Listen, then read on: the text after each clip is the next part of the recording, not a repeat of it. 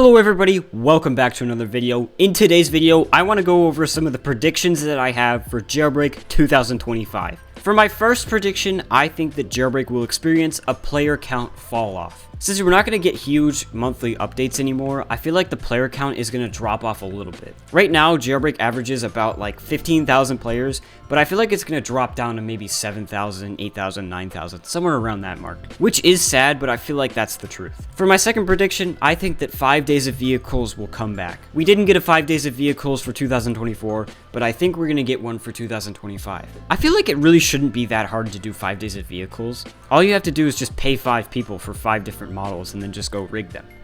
But what do I know? I'm not a dev. Also, a side note for this prediction, I think this is the last 5 days of vehicles we will ever get. So if we do get one in 2025, it will most definitely be the last one we ever receive. For my third prediction, I think that we will get a seasonal grand prize that can fly for the first time since Season 8. The last time that we ever got a flying season car was way back in Season 8, and it was the Celsior, the thing I'm driving right now. I would really love to see some variety in the cars that we get for season prizes, because I feel like they've just been cars lately. I did really like the Wedge. I think that it was really cool that it was a unique design. I just wish submissions were more unique these days. And honestly, it's not the creators' fault. They're really limited by what the seasons are. You can't really do much with like a flying car when it's Winter Rally. For my fourth prediction, I think that the Tomb will get a total revamp. I'm going to take a little bit of inspiration from Noob Freak, and I think that the Tomb will have randomized floors. I think that this would make it a lot more challenging and make it not so boring and mundane to do. For number 5, I think that the cargo plane will get a new model. Not totally revamped so that it changes the way the robbery works, but I think that the plane will just get a new model. It's really outdated, and I think these days Bademo can do way better. Are you kidding me? For prediction number 6, I think that the Crater City will get a revamp.